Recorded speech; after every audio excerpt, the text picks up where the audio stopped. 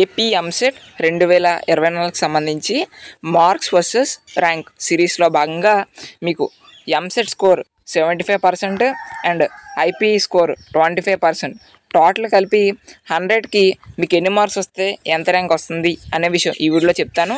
ఇంకా ఎవరైనా లైక్ చేయకపోతే లైక్ చేయండి. సో మీకు కనుక టోటల్ స్కోర్ 75 మార్క్స్ దాటొచ్చాయి అనుకోండి, మీ యొక్క ర్యాంక్ అనేది 1000 లోపు ఉండడం అయితే జరుగుతుంది. ఒకవేళ 66 మార్క్స్ దాటొచ్చింది అనుకోండి, మీ యొక్క ర్యాంక్ అనేది 3000 లోపు ర్యాంక్ రావడం జరుగుతుంది. ఒకవేళ మీకు 60 మార్క్స్ వచ్చాయి అనుకోండి, మీ యొక్క ర్యాంక్ అనేది 5000 లోపు రావడం జరుగుతుంది. అదేవిధంగా మీకు 56 మార్క్స్ దాటొచ్చాయి అనుకోండి, మీ యొక్క ర్యాంక్ అనేది 10,000 లోపు రావడం జరుగుతుంది. అదేవిధంగా మీకు 53 మార్క్స్ వచ్చాయి అనుకోండి, అంటే 53 మార్క్స్ దాటి మీ యొక్క ర్యాంక్ అనేది 23,000 లోపు రావడం జరుగుతుంది.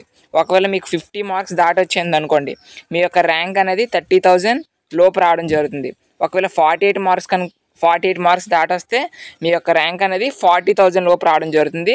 ఒకవేళ మీకు కనుక 46 మార్క్స్ దాటొచ్చింది అనుకోండి, మీ యొక్క ర్యాంక్ అనేది 50,000 లోపు రావడం జరుగుతుంది. ఒకవేళ మీకు 45 మార్క్స్ దాటొస్తే మీ యొక్క ర్యాంక్ అనేది 55,000 లోపు రావడం జరుగుతుంది. ఒకవేళ మీకు 40 మార్క్స్ దాటొస్తే మీ యొక్క ర్యాంక్ అనేది 1,00,000 లోపు రావడం జరుగుతుంది.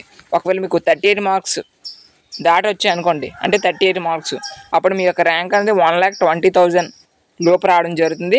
ఒకవేళ మీకు 36 మార్క్స్ దాటొస్తే మీ యొక్క ర్యాంక్ అనేది 1,50,000 లోపు రావడం జరుగుతుంది. ఇక 34, 35 లేదా 33 కనుక వస్తే మీ యొక్క ర్యాంక్ అనేది 1,50,000 ఆ పైన రావడం జరుగుతుంది. ఓకేనా? ఈ యొక్క మార్క్స్ వర్సెస్ ర్యాంక్ ఏవైతే ఉన్నాయో ఇవి ఐపీఈ ప్లస్ ఎంసెట్ కలిపి అనమాట. సో మీకు ఆల్రెడీ క్యాలిక్యులేట్ ఏ విధంగా చేయాలని చెప్పాను. ఒకవేళ ఎవరైనా వీడియో చూడకపోతే డిస్క్రిప్షన్లో ఆ యొక్క వీడియోకి సంబంధించి లింక్ అనేది ఇవ్వడం జరుగుతుంది. ఈ వీడియో మీకు యూజ్ఫుల్ అయితే మీ ఫ్రెండ్స్ అండ్ ఫ్యామిలీ మెంబర్స్కి కూడా షేర్ చేయండి. Thank you.